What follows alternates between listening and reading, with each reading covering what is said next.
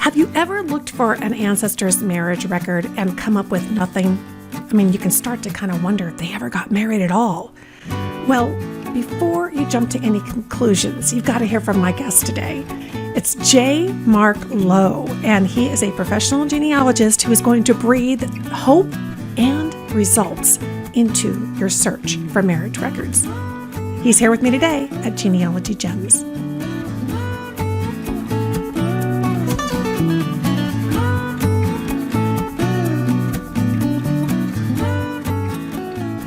In my last video, J. Mark Lowe was here. Now, he's a professional genealogist, and he explained to us what Gretna Green was. It's actually a place in Scotland, and it was a place well known for being very easy to get married. A lot fewer marriage restrictions than other locations. Well, that name has actually become synonymous with any place where it's much easier to get married, and that means also here in the United States. So when you're looking for a marriage record and you're not finding it, there's a possibility that Gretna Green is playing a role. In this video, Mark Lowe is back, and he is going to walk us through a case study that really illustrates the power of understanding Gretna Green when you're looking for marriage records. Well, I'll kind of show you my mistakes from the beginning then as we look at this. That's my grandparents, the older couple. And that's Papa Lowe and Mama Lowe. That's what we called them. And that's my oldest brother and my sister. They're the oldest grandchildren. And so that's with them. So they were very, very sweet couple. And so it's always fun to know who you're looking for. But with the loss of that information and the loss to ask the information, and my dad knew a lot about his parents, and he was the oldest child. But do you know what? He did not know. He thought they just got married in Bowling Green, where they lived. He just said they got married in Bowling Green. And there I was with the county court clerk. Well, there wasn't a marriage for my grandparents. And and I'll have to tell you, my grandmother was... the term we use is called teetotaler, so you know what that means. So that typically she was not an alcohol user, but she was somewhat rigid and strict in some ways. And so the thought of me even thinking about my thought was, I think I said to the clerk, well, were my grandparents actually married? And he just burst out in big laughter, by the way. He knew them. So he just thought it was hilarious that a 7-year-old, because that's when, that I actually, in the fact that he called her Miss Eunice. He called my grandmother Miss Eunice.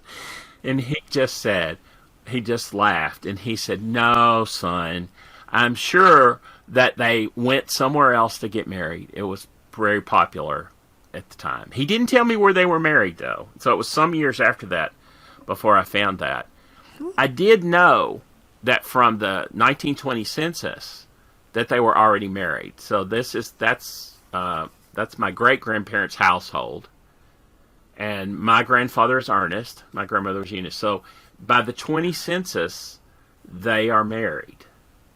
And I knew that it had to be close to that time period, because I knew it was after my grandfather was back from World War I. So this helps that they're at least somewhere close, that they're a married couple living with his parents. So they didn't go, they didn't go to California, for example, or Texas. They didn't go too far. If they did, they're back. And so it was kind of like doing what we normally do, which I think is, as a beginner, we're taught to start in the county where they're living. And so this is South Central Kentucky, the map that you see from the time period. It's a 1924 map that I found on davidrumsey.com. And so you kind of see the blue star is generally where they lived, kind of in the northeast corner of Warren County, Kentucky. Bowling Green's the county seat. And so I looked there, but I learned as a young researcher that if you're not in the first place, then you look at the surrounding place. You look at every place that touches that. Well, there's a lot of counties that touch Warren. And I checked every one of those counties. Now, took me a while to do it. I couldn't do it at 7. I had to wait till I could drive. So it took several years for me to be able. I wrote a few letters, but I didn't find that for several years. You also see along that where that blue star is. That's a railroad, by the way, and not a driving road. And so the other thing that I thought about is the railroad. And I also went to counties beyond the adjacent counties because of the railroad. So I really did. I went all the way even up to Louisville, which is just north, probably about 2 hours by train north of that. I even checked those counties. I didn't find them. And you probably could see the obvious. The great thing is that I looked at this map more carefully and if I had known what I know today to begin to think about the Gretna Greens, I would have at least looked at the differences between, I showed you those differences in Kentucky law and Tennessee law. I might would have looked at that, and I probably would have looked at the statistics for the counties along the Tennessee-Kentucky border where there were more marriages. Had I done that, which is what I showed you, if I had done that, if I'd followed my own advice, I would probably have seen. It's on the map. If you'll follow that railroad, kind of down, and then it goes straight south, and there's a Simpson County, and it goes down to Franklin, and then that's where we call the triangular jog. That's a little break in the line between Kentucky and Tennessee. It's a historical point. Well, just south of that is a little town called Mitchellville. It's in Sumner County. It's just over the state line, and there's a railroad stop there. Well, guess what? That's where they got married. Oh, wow. Hopped on a train, went to Mitchellville, got off the train, went to the JP, and they were able to do everything. And then probably hopped on the next train going north, and went back home. So, I do want to verify that. So, yes, it's there. There's a marriage bond for them. They married, and what's interesting here is we always look at the bondsman because usually that's to help us to connect with other family and associates and people that they know. But what's interesting about this is that the bondsman is F.M. Groves. That's also the justice of the peace who married them. And notice at the top it says that F.M. Groves paid for the bond. I did, with the Gretna Green, you know what he was known as? The marrying squire. I love that. Because if you crossed over to Mitchellville, he was the JP. He had an office near the train station. And I guess that probably was almost his full-time job. Lisa, as people would come there to get married. And everybody knew about it. And so they would come and get married. He would take care of the license. They would go on their way, take care of the money and everything. And then he would record.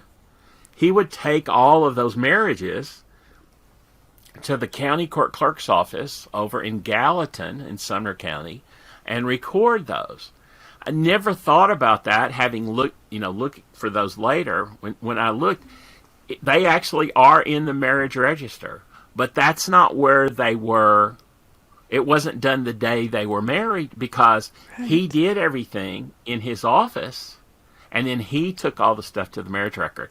So in the indexes, they copied my grandmother's, her name was Eunice, and on his record, you can clearly say it says Eunice Martin in that bond that I just showed you. Well, it's a little scratchy. But when it's indexed on the other record, they missed the U, and they indexed her as Ennice, E-N-N-I-C-E. And so that's the other thing. In a Gretna Green, when you're checking an index, if it was copied by a JP and then taken to the clerk, it's possible, again, there could be errors in the name transfer or the copying, or if the clerk was trying to read the JP's handwriting and it was really bad, then the name could be totally obliterated in the register, which is usually what's used to index. So that can also create a problem in finding them too. But the fact that I now know that they were married by this marrying squire, and I found an article about him, and he was involved with the railroad. So he was a smart man that realized that there were a lot of folks in the time period, post World War I, interested in getting married, and he was in favor of that, and so that a lot of folks did it. And what's interesting is almost all of my grandfather's siblings married. He's the oldest, married all the ones that married about the same time, few years after them, they all came to Mitchellville. They all came to the same place. And then all their cousins that married in that next decade, from the 20s on, almost all of them did the same thing. They hopped the train and they came down to Sumner County, Mitchellville, and got married. It became almost like that was the heritage place. And why I wouldn't have known that if once I know it, then it's like I didn't even have to go to Kentucky to look up any more records. They're all right here in Sumner County. They're right here. So again, the Gretna Green creates a whole new situation of helping us. Once you begin to see it, you see the pattern. And yeah, you know what? One of the things that we have today that we didn't have back when I was 7 is we didn't have access to great records that have been indexed to us on Family Search, Ancestry, MyHeritage, all these great resources that I could have looked for that marriage. But I might not have looked on Tennessee because I would have thought they got married in Kentucky. So again, you do need to think about possibility, of where you live. What are the places that people would typically go? And that newspaper summary would help, and those other marriage records would help. And we have great indices, but if you can't find them, clearly go back to that concept of looking. Because a lot of times a record's not where we think it will be, or maybe it's not there. And I was looking for one today. And I know, Lisa, you know who Pat Boone is, the singer, yeah. right? You know Pat? Okay. All my life I've known that Pat Boone and his wife was Shirley Foley. They were a young couple. They married in 1953. And I'd always known that Pat Boone got married in this town, in Springfield. It was kind of known as a Gretna Green because of the rural area. So people didn't want to get married in Nashville. They often came up here. But I actually looked in the newspaper, and it actually said that Pat and Shirley, their newspaper account in Nashville, indicated that they had married in Springfield. And it actually indicated the church, that they actually were married in the study of a church here. And it talked about who the witnesses were, because one of them was one of his college professors in Nashville.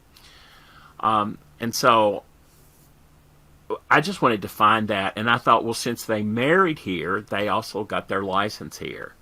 And so, again, that's not the case. They actually got their marriage license in Nashville. I'm sorry, in an adjacent county, in Davidson County. And then they came up here and had it solemnized. So again, if I was looking for the record, even though they married here, I thought, I looked for the record here. The record's not here. The record is in Nashville. And so sometimes that's not really the same thing as they went somewhere to get married, in this case, at Gretna Green, and the records are there. But again, you have to stop and think about, what am I looking for, and what's the truth of the situation? Listen to the story, and the story will help you find the details often. That's a great point. And I think you're right. A lot of people assume that it always happens all in one place, but maybe not. And how amazing that the Marion Squire said 12,000 marriages. That's a lot of people. But these strategies are so terrific because, as you said, even though we can search the index today, gosh, if it got transferred a couple times, the chances of not finding it in the index because the name got kind of chopped up as it kept getting transcribed, you'd have to go back to these strategies. And often people had nicknames or are married. There was a time that in a marriage record, you know me as Mark, but my first name is John. So if I actually on a record was John Lowe, you might not have connected that with me. And I know that's often the case when I've been looking for brides, and I know them as Elizabeth, and I go look, and there's not an Elizabeth in a marriage record, and I may have known she married somebody named Williams, so I'm looking for an Elizabeth marrying a Williams, and even if I know her last name, and I know of a particular case where the young lady's name was Caroline Elizabeth. She went by Elizabeth, but her first name was Caroline, but she never used it. Guess what? She used it on her marriage record. So that's often a name, and it could have been misheard.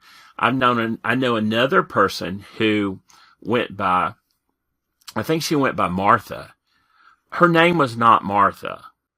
Her name was Mary Ann. And she got a nickname of Martha because she had an Aunt Martha, and so they called her Little Martha, and it became a nickname. And so she went by that. She went by Martha. Her legal name was Mary Ann, and so that was another one, and they went away. And often too, my grandfather ended up working for the railroad later. And I would say that when the railroad passes through an area, and I found this to be true in a lot of cases, with the transportation situation with the railroad, how it was inexpensive, that often that would have led to even more chances of the Gretna Green happening, because Right. I know of several couples along the railroad who decided to go somewhere else, and for example, in Kentucky, to get out of Kentucky and go married, they could hop on a train, and within about 2 hours, they could be up in Illinois, in White County, Illinois. So I know a couple in southern Kentucky who they lived in different towns. They shared notes about how they were going to run off and get married and all this, and they're in the notes, but we don't always have those notes afterwards, right? Grandma didn't leave me all the personal things that she wrote to Grandpa. Those I don't have. And so in that case, this family ends up having these later, and they planned this whole thing. They hopped on the train, and they met, and then they went, had a bag, and they went across the state line to White County, Illinois, and got married. And that, you would think, wow, I would never look that far away. All you got to do is just follow that map of where the train goes. And a lot of folks in Eastern Kentucky recently, I talked about this and I helped some folks. And in every case, using the railroad map, Lisa, we were able to pinpoint, I said, from here to there, the most logical place for them to go to get married would be here, here, or here. But almost in every case, they either went to Lexington or Louisville. Because big city, they had a JP probably that they could hear. The railroad guy knew who to go see to get that done quickly. And so they had a great experience, and they were able to get back on the train and go back home and tell, hey, we got married. And so that's one of the advantages, I guess, one of the advantages of the Gretna Green. It can be quick, and you can get back home and announce it. And I'm pretty sure that's what my grandparents did. They went and they came back, and probably their friends knew, and they probably had a reception or a party, either then or the next day. So Right. You know, gotta and it celebrate could be somehow. Exactly, and it might be that people couldn't necessarily afford a big wedding, or it was just, you know, like a little getaway mini honeymoon, or they had to get back to work on Monday. Who knew? Well, I think sometimes that's the most logical reason. It's probably very simple like that. And there are some cases where we know that perhaps one of the, let's say the father of the bride was not real thrilled about his potential son-in-law. Okay. He just didn't think he was good enough for his daughter. And so he probably pushed back. And although they were in love and they were working, I think that happened a lot. And I know in cases where that ultimately that if they waited around, then they ended up getting married. But in many cases they were like, well, I just don't want to wait.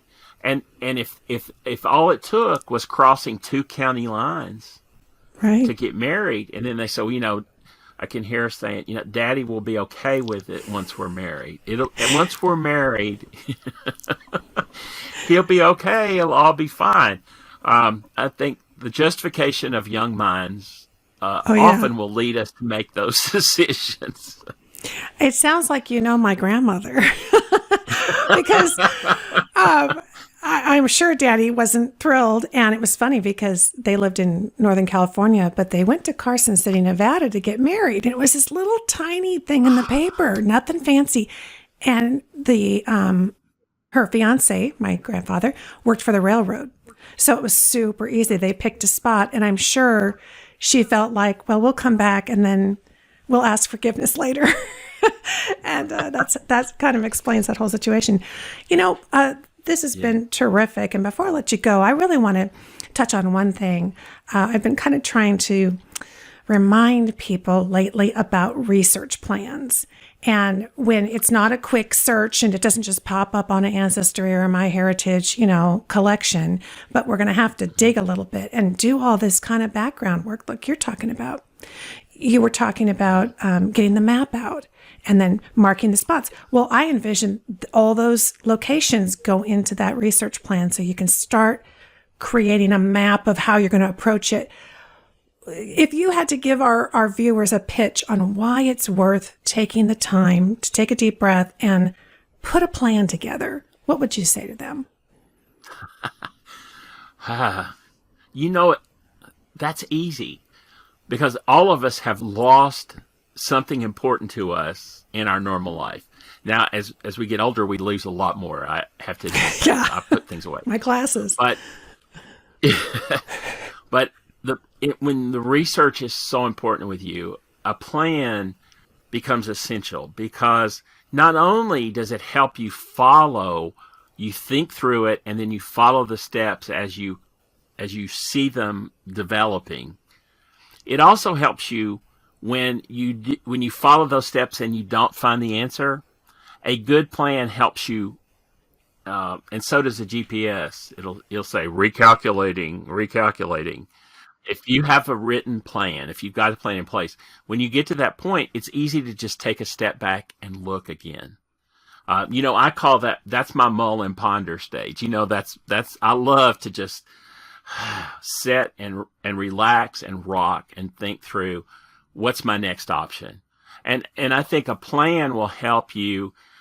Here's what I'm going to do next. But I often, in my years of experience, I'll say, if it's not there, then I'm going to look here, or I'm going to do this. I'm going to look for some alternates, and I'm going ahead and thinking about it while I've got time. And so I think that's the real strength of a plan. I cannot imagine finding some of the great things great information that I found without a plan. They don't fall and hit you on the head usually. You usually have to go. And you do not find new information by following the same old path. And a plan helps you get to some new information. That's a great point and a great note to end on. My friend, this has been so much fun mulling and pondering marriages with you today. Thank you so much for sharing your expertise. Tell people where they can find you and kind of what your specialty is in genealogy. Well, I love the South. I love original records in the Mid-South. I'm easy to find. And I'm part of the KYTN Research Associates. So they're easy to find us there. But if you just look for anything related to the South, we all smile big and we're all looking for more information. So it's always good to hear about all these people doing great things. And Lisa, if they found you, then they'll know that somebody like me's nearby, because it's always great to hear from great folks like you. And I learn when I'm always with you. We always have a good time. So thank you. I do. Thank you, my friend. Thank you so much for joining me today. I hope you had a great time and you can see the power of strategies and really good knowledge on the background of areas, time frames, all of that comes into play. And Mark Lowe really showed us how. If you enjoyed this video here at YouTube, would you give it a thumbs up and be sure to click the subscribe button so you can add us to your favorites list. We have new videos coming out all the time, all of them designed to help you find your family history and have a lot more fun doing it. And I hope you'll visit me at my website, genealogygems.com. There you can sign up for the free email newsletter and you get a free bonus download. So look for that with your first email. And of course, we have our premium membership with all my video classes and downloadable handouts and all the goodies that come with that. Plus, at the website, you will find show notes for this episode. I'll have links for everything down in the video description. Thank you so much for joining me, my friend. I'll talk to you soon.